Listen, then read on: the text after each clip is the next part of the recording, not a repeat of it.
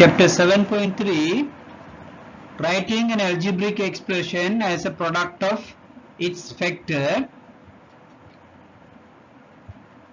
To do this, consider the rectangle on the screen.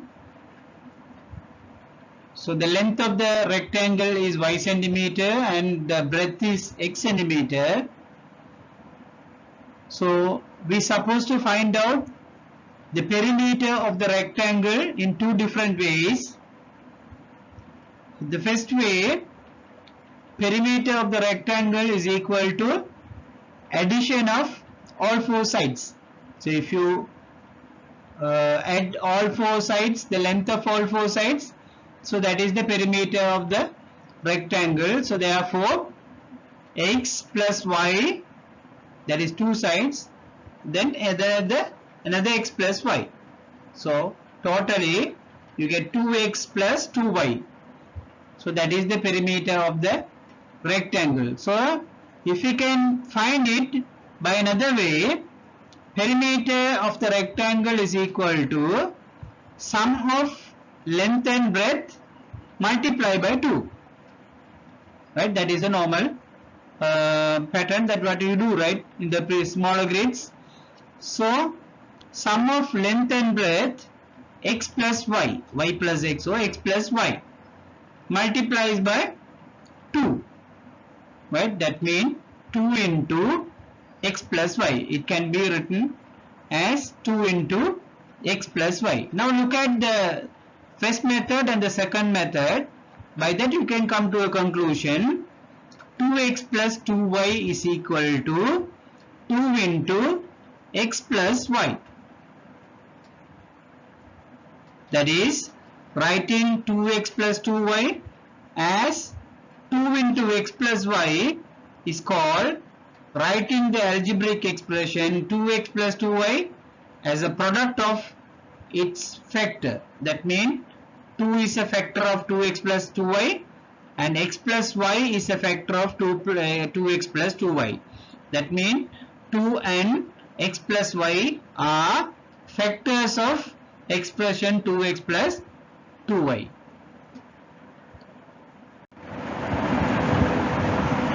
We will discuss an example in order to understand this further.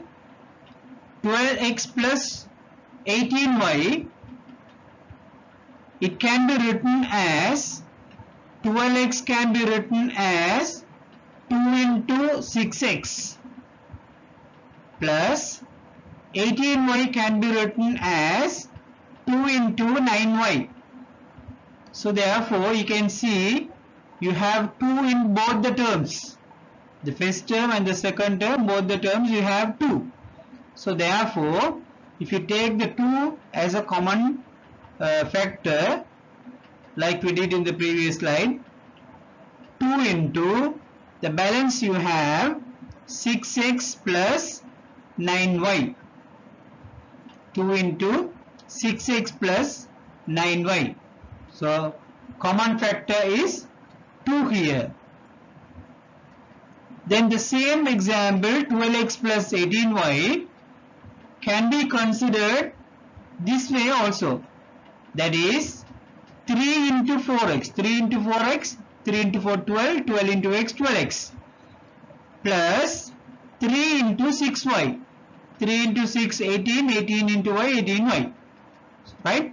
So 12x can be written as 3 into 4x plus 18y can be written as 3 into 6y. So therefore you have 3 in both the terms. So therefore you can take 3 out. Therefore the balance you have 4x plus 6y. So the common factor is 3. You have the common factor 3 there. Then the same question 12x plus 18y also can be written as 6 into 2x plus 6 into 3y. So if you take 6 as a common factor, you have 2x plus 3y. 6 into 2x plus 3y. So the common factor is 6 here, and also since there is no other common factors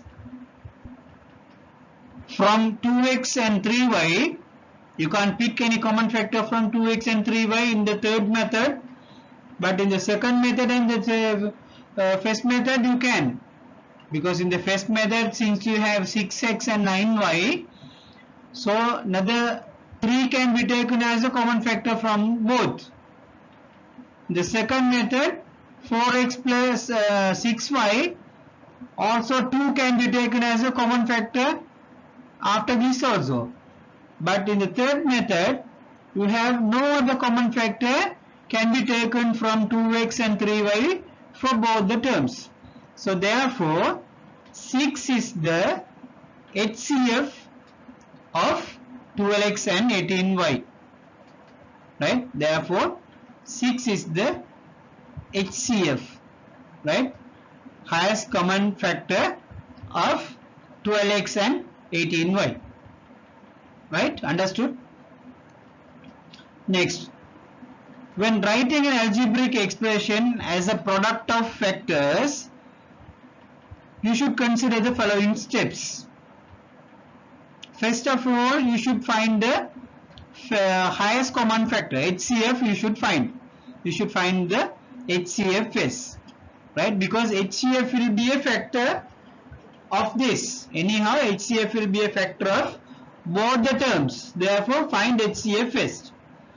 Then divide the algebraic expression by this HCF. Then the remaining is also a factor of the algebraic expression. While you divide the algebraic expression by HCF, the remaining also a factor of the algebraic expression. So the final step, what you should do, so write the HCF and the remaining as a product, then that is the answer, right? That is the answer they required. So these are the steps you should follow. So if you can follow those steps, so you can easily find the answers. So we'll do some example in order to understand. Here's some example. You can see example 1. Write the expression 36a plus 60b as a product of factors. Now 36 can be written as 2 into 2 into 3 into 3, and a is also there into a.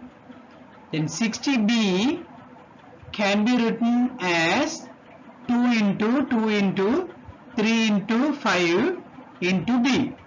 That means 36 divided by the prime factors, the smallest prime factor 2 divided by 2 and then divided by 3.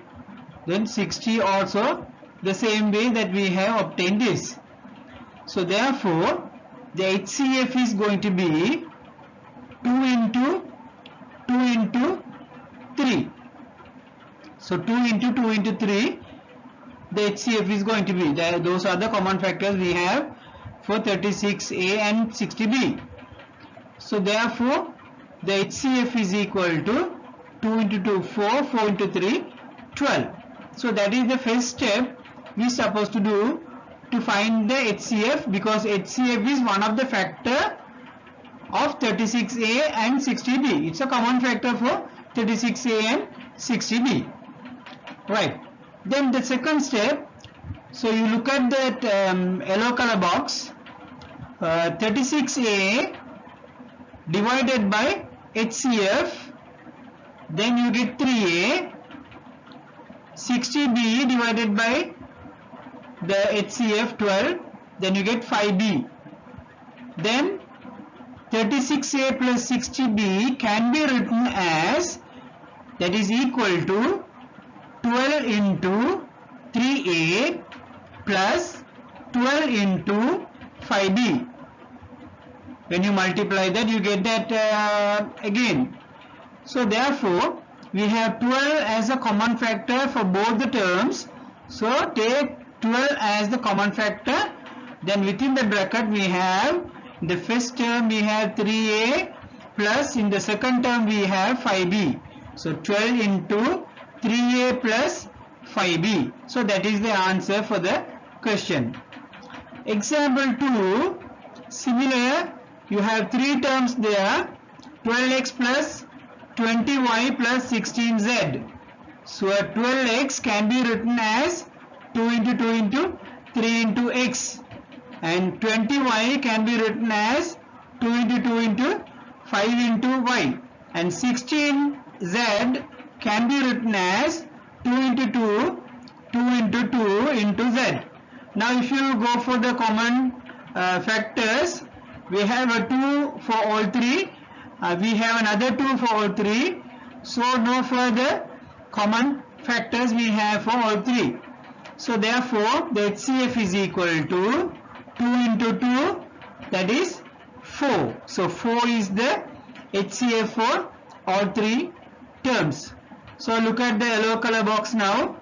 12x divided by 4, 3x, 20y divided by 4, 5y, 16z divided by 4, 4z. So 12x plus 20y plus 16z can be written as, that is equal to 4 into 3x plus 4 into 5y plus 4 into 4z. So you have 4, the HCF as a common factor for all three terms. So take 4 out. So within the bracket you get 3x plus 5y plus 4z. 4 into 3x plus 5y plus 4z. That is the answer for that question. So with all this knowledge, so inshallah that you will be able to do your homework exercise 7.2, and we will meet in the other slide next.